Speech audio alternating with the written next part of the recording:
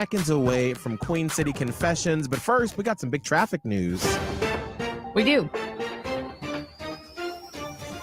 Crews are working to restore power after a car crashed into a building in the Plaza Midwood area. This happened about 11 o'clock last night, and it caused 400 customers to lose power. So as of this morning, the road is still closed. Crews are still working to remove the car and restore power. And I did read that the person was taken with minor injuries. So at least there's that. But whew, a lot going on. Yeah, we'll keep you updated as it progresses this morning. Every morning, Miguel and Holly reveal Charlotte's deepest and darkest secrets. It's Queen City Confessions with Miguel and Holly. Hits 96.1.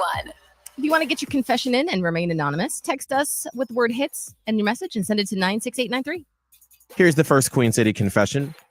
Last weekend, I went on a work trip for a big conference. At first, I brushed it off when I noticed I was the only one on our team not seated near the others on the flight.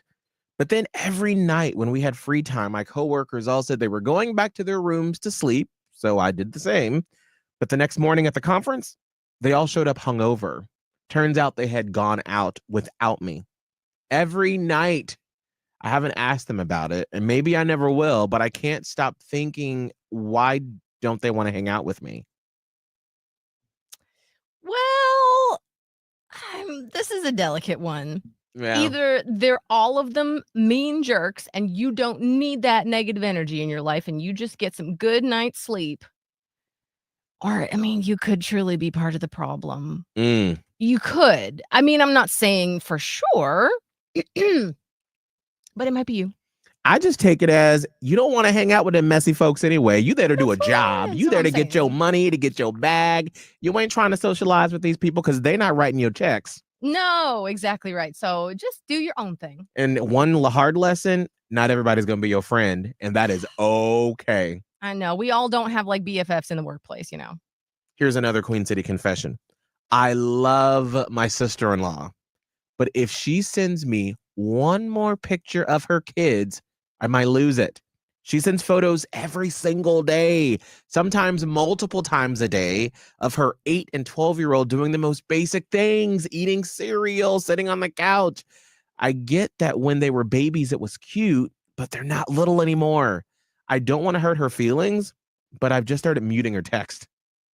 Yeah. Oh, that's a tough one because I don't really know how you tell someone that you don't want to see their kids, especially when this is your nephew and niece, right? Your nieces. Yeah. Your niece and your nephew. Yeah, that. But yeah, just mute. If people are so oblivious that they don't know that others don't want to see their grown children, and when I say grown, I mean like 8 and 12, you know, babies, sure. Right. But like 8 and 12, everybody got stuff to do. If you're not aware enough to know that ain't nobody want to see your kid but you, then they're probably not self-aware enough to know that you've muted them. What's the age where you stop sending photos of your kids every day? Like, obviously, because I've had friends that were new parents and every day it was like, oh, look at what little Catherine's doing. And it's like, that's precious. But what age do you stop sending those photos? I think it's not like an abrupt thing. I think for the first year, you can expect a lot. Right. But like you hit that year mark and you got to be picky and choosy about what you send. Like you have a really cute video once every couple of months. Sure. And then it slows down until you're not sending anything anymore. Here's the last Queen City confession. I know this sounds petty, but every time I call my boss, I get instantly annoyed. Why? Because he answers the phone with one word. Sup. Not hello, hey there, just sup.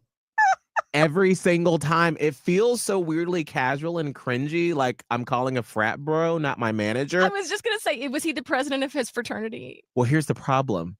He's in his 60s. Now I avoid calling him unless I absolutely have to, so I don't have to hear sup again. Those are managers that are trying too hard. They're trying too hard to relate. Maybe that's it. I would just, try to avoid calling, but you're not going to get that person to change necessarily, but just laugh at the silliness of it. I mean, it's not hurting you. It's just silly. If you can start to see it as silly, you might just start laughing whenever you. If your boss responds with no cap. Oh my God. then you just need to be like, bruh, what you doing? Bruh. Oh, If there's a man. confession you want to get off your chest, text hits and that secret to 96893. It is 7:15. Since I've been driving my husband's truck this week because he took my car to go out of town for business, something unexpected has been happening. And to be 100% honest, it's made me a little jealous. Okay.